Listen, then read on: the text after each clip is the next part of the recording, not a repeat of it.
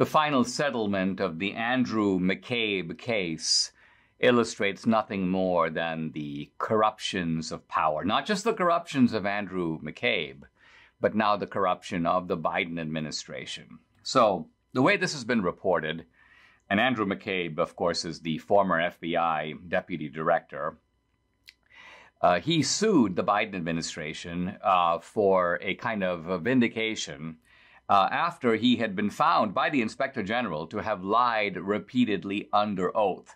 Lied to investigators on 3 occasions, lied, I believe, 4 times altogether. And so McCabe's, as a result of that lying, FBI agents are not supposed to lie. And lying by FBI officials is worse than lying by ordinary people. Why? Because the FBI is supposed to be an organization of public trust. Just like the cops are. If a cop lies, for example, under oath, think of what that means in falsely convicting people. So you can't have an FBI agent who lies. And yet here you have with Andrew McCabe a kind of, you may say, serial or habitual liar. And as a result of that, the guy was docked his pension. He was on the verge of retiring, and that seems like a bit of a harsh penalty. Probably many FBI agents were like, wow, I mean, he's going to lose his entire pension, that even though he served for a long time in the FBI. But that harsh penalty, I think, was warranted because of the seriousness of Andrew McCabe's lying, which was, by the way, aimed at getting rid of a sitting president. It was essentially almost, you may say, part of a conspiracy at the highest level to go after the man that the American people had, in fact, elected. Now, what happens in this case is that Andrew McCabe, having been docked his pension, sues the government. In this case, that now happens to be obviously not the Trump administration, the Biden administration. And far from this being some kind of a tussle between them back and forth in which finally a settlement is reached, that's the normal way a lawsuit goes. In this case, it's the opposite. Basically, the DOJ goes, oh yeah, McCabe, you're one of us. Oh yeah, great. What do you want? We'll give you whatever you want. And so you have this case where McCabe's lies are now basically ratified by the Biden administration. They're excused, they're pardoned, you might say, unofficially. Why?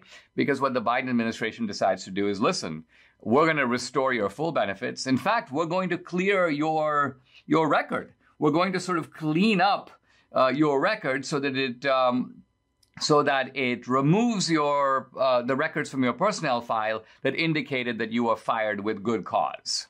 So what does this mean? I mean, it still means McCabe doesn't escape his conviction per se, but he does escape all the consequences of his conviction. So why, you might ask, is the DOJ doing this? And I think here that there is an insidious explanation. The DOJ, the Biden people, are signaling not only to McCabe, hey, listen, we've approved of this stuff. This kind of deep state machinations that you did on our behalf, we're thankful to you, and we're going to do our best to minimize the fallout.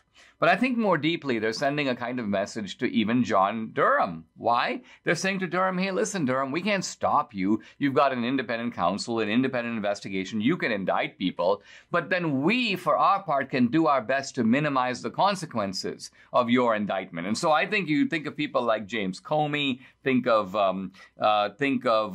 McCabe himself, think about Peter Strzok, Lisa Page. All these guys must be sleeping a little easier. Why? Because these are guys who have done very bad things. They should be held accountable. Well, I don't even know if Durham's going to hold them accountable, but he could. And so, but now they have a kind of plan B. And that is if Durham goes after them and Durham even gets them, they can look to the Biden administration. Hey, listen, you guys can sort of open the back door and let us out. You can remove, if not the convictions themselves, you can remove the consequences of those convictions, just like you did for Andrew McCabe. So I think that this is a further indication of how far our country has gone from basic accountability, particularly at the top level. The higher you are, the less accountable you are. And it's almost a little shameful to be living in a country where our high officials practice this kind of chicanery.